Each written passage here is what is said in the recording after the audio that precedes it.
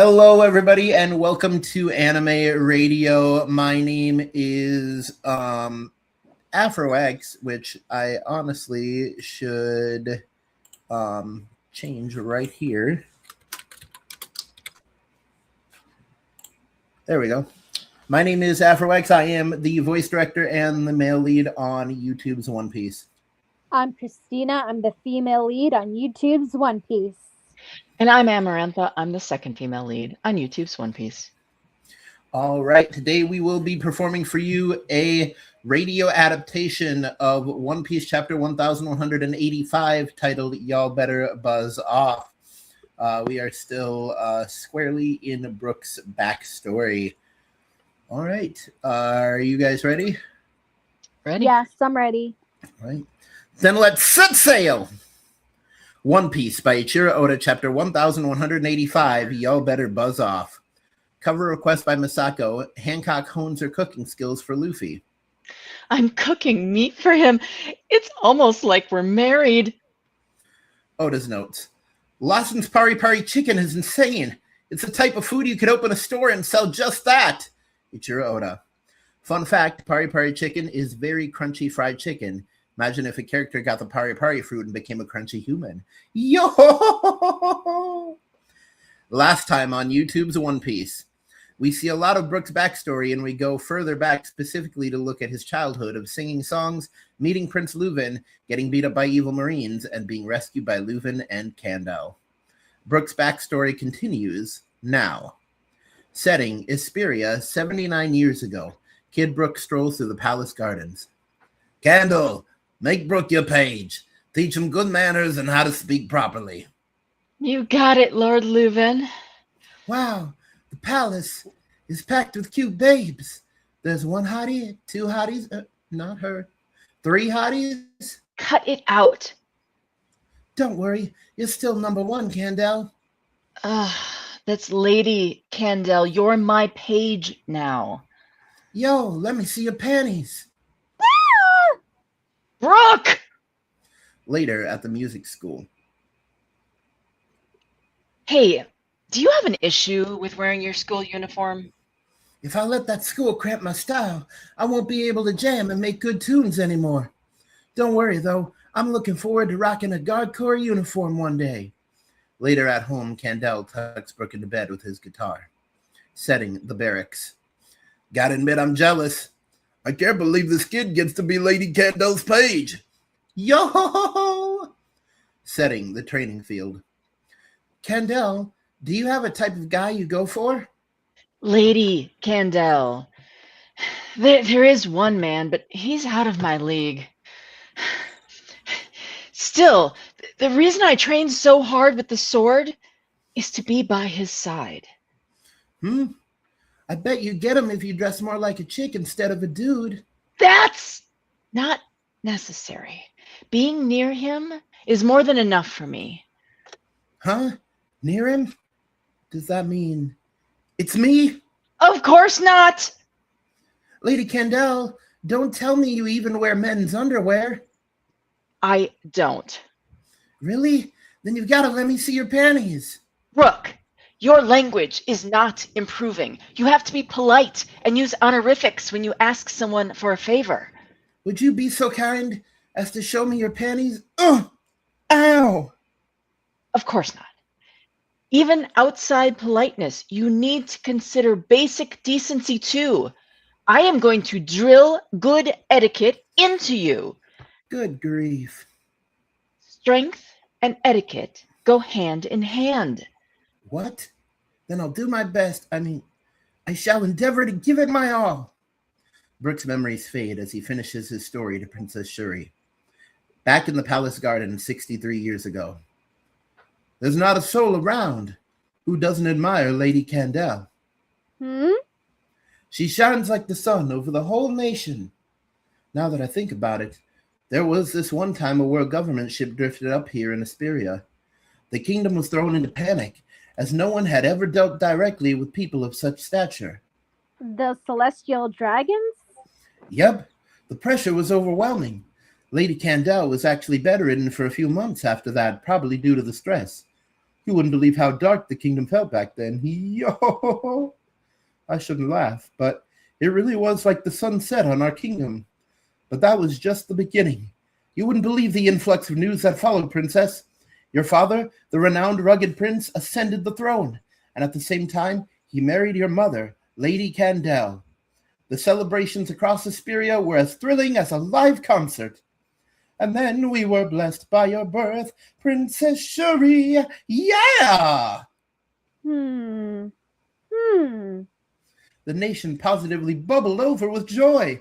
People were saying, I want to see her face. Or, She's so cute. or, She takes after her mother. oops, I'm getting off topic. But you get the picture. That's why I love your folks. They're my ultimate benefactors. In fact, I'd gladly relinquish my life for those two. Check out my latest hit, Relinquish Rock. Mommy and Daddy, Mommy and Daddy. So, Brooke, what would you do if I were in danger? That's obvious. I'd lay down my life in a heartbeat for you, too. Is that just because I'm their daughter? No. It's because you're you. You're supposed to say that wholeheartedly without hesitation. Brooke produces a lollipop. Later, Brooke and Shuri practice sword fighting, and Brooke gives Shuri a piggyback ride. Hey, Daddy. Use father instead. You're not a little girl anymore. Love you too, Father. Brooke and Shuri's life continues over the course of another year. Princess Shuri, if you're craving freedom from your parents, you know you can always vent it out with a song like this. Y'all better buzz off. Why do those lyrics sound so weird? It's a dialect from a kingdom in the west called Kamigata. Kamigata literally means the hairdo kingdom. Y'all better buzz off. We ain't pups bought off with treats. We ain't kids turned around by sweets.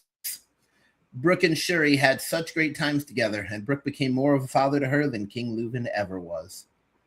In Shuri's 15th year, it is out of tune? Music died in the kingdom of Hesperia. A thick mist shrouded the country and lingered for half a year. The land's treasured instruments decayed as the mist turned to smog. The island was swallowed whole. Music no longer echoed in the streets. Joyful melodies gave way to the sound of coughing. Let's bring on the music. Yeah! The toxic smog ravaged the lungs of tens of thousands and claimed the lives of hundreds. The fog will clear. It must. Candel dies. Beset by one unimaginable tragedy after another, the kingdom knew nothing but suffering. Even after the fog had lifted, the scars it caused remained.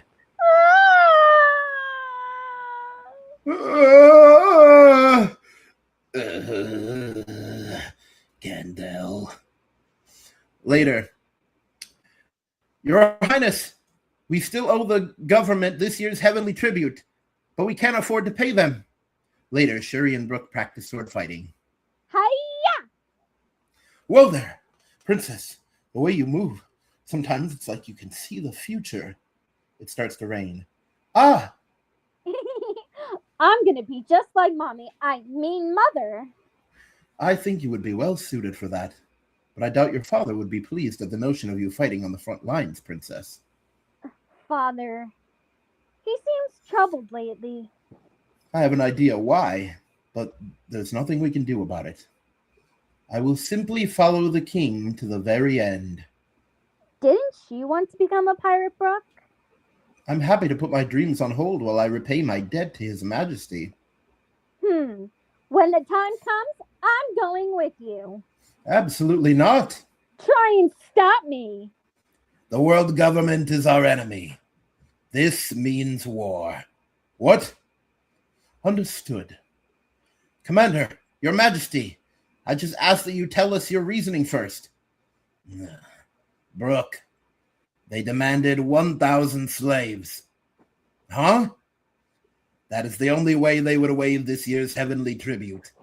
Slavery in the Holy Land is a fate worse than death. No way. The government's armada will arrive in 2 months. I have no intention of choosing human sacrifices to hand over to them. Setting, West Village, Isperia. Is our country done for, Commander? Don't all non-member nations turn into lawless zones? Are they really gonna loot us for everything we've got? Apparently there was once another nation in the West Blue that disappeared too. I've heard there's all these tales out where the deadly sea wind wails. Huh? About a land that makes the mighty shake with fear. A land they won't come near.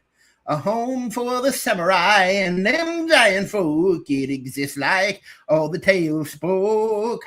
Like a mean old bee, a sting, and they'll flee. They said to consider your views, 'cause we've got nothing left to lose. Yeah, that's right. That's right. Woo! They've landed on the northern port. Platoon 12, intercept. The battle begins. Brooke rushes through the streets of Isperia towards the palace, slicing and dicing every marine in his way. Y'all better buzz off. Nobody said there'd be this many of them. Don't let them set foot on the island. Y'all better buzz off. We out here on the map's edge, but don't y'all scoff. I'll name me something that can be wiped with ease. You'll find taking on home ain't gonna be a breeze. Commander, the enemy has breached the palace. I'll hold the brigade. Barricade the staircase. Why can't I fight too? That's out of the question. We'll be at their mercy if they capture you. Don't you have any crazy ideas now, Princess? It's a raider. Oh, man. Princess, the garden we always walked in has been set ablaze. Oh, Your Majesty, the junkyard we used to play in has been reduced to a hellish inferno. Y'all better buzz off. Y'all better buzz off. The edge of the map's a hell of a sight, 'cause it shines mighty bright. If we finally snap for real, that shaking is all you'll feel. Your Majesty, Princess Shuri. Brooke enters the throne room to see an unidentified man, a flaming black bird monster, and Shuri looking like a devil, having slain her own father, King Leuven. Worried about the war? It's already over, Brooke. Huh? Brooke stands there mortified at what he's seeing. Aren't you happy? This is the tale of Brooke, a noble swordsman from the island of Isperia on the edge of the map, and how he lost everything that he held dear. Stay tuned for the next piece of One Piece. To be continued. Only thing that could make this worse would be if there was a break next week. There is. Oh. All right. Good read, everybody. Yep. Good job. Yeah. Nice. Christina, what was your favorite part of the chapter? My favorite part was when young Brooks was bothering Lady Kendall about her panties, and she's just like, that's not what you're supposed to be talking about. Nice. Amy, what was your favorite part of the chapter? You know, I'll be honest, I don't always pay attention to the plot, but I was like, wow, there was a plot twist at the end when she killed her dad. So Yeah. kind of wild. Mm-hmm. What about you, Afro? Thank you for asking. My favorite part of the chapter was Brooke's rap, man. That was so badass. Yeah, that was good. Like I can imagine it in the anime, and I really hope they do have someone rapping his words in that part. Yeah. I really like that. That was my favorite part, but I mean, as for parts I liked, I love the back and forth between Kendall and Kid Brooke. Yep. I really feel like there's a lot of energy there. Not that you don't bring the energy as Shuri, but like Amy, like there were parts where Amarantha was doing her lines that I actually like felt like I was being scolded by a mother. I was like, oh, I'm actually scared. Make this real. Yeah, channeling my inner mom. Yeah. That's what I'm talking about when I say channel your inner mother. Yeah. But yeah, good chapter. According to the chapter, we are on break next week. So we'll go by that, and we'll be back in 2 weeks with 1186. Just some kind of ad stuff that I don't want to say. If you want to donate to the channel, go to www.patreon.com/AfroX. You can sign up to donate there in increments of $5, $10, $30, $50, or $100 a month, and you will get a myriad of different rewards. I've been saying myriad a lot recently, but they range from getting your name shown at the end of every AfroX video to getting like at $100 a month if you donate that. I will let you come on every stream that I do, and you will be given 5 minutes to push your content. So yeah, then there's all sorts of awards and prizes in between there on the different tiers. So there's that. If you're a fan of Dead by Daylight, check out my channel, Terror Time. Although it'd be easier to find if you put in Terror Time 666. That's the full name of it. So make sure to check out that if you're a Dead by Daylight fan. I do want to say, if anyone connected to Grand Line Review or BDA Law sees this, let them know that like I'm also a manga reviewer, and I'd really love it if they invited me to the Reverie, which is the once a year meeting of all of the manga reviewers. I would appreciate that. But yeah, that is my dreams and wishes. All right. So we actually got someone who messaged who said, good stream. That's a good friend of mine, Spam. So thank you very much, Spam. Thank you. All right. That is all for this week's Anime Radio. My name is AfroX. I am the voice director and the male lead on YouTube's One Piece. I'm Cristina. I'm the female lead on YouTube's One Piece. And I'm Amarantha. I am the second female lead on YouTube's One Piece. I said voice director. I don't know why I said that. Anyways, this has been Anime Radio. You're tuning into the action. Keep YouTubing YouTubers. Don't fight the fro. And always remember to stay legendary. Stay legendary. See you later, YouTube. Bye, Bye-bye. Bye.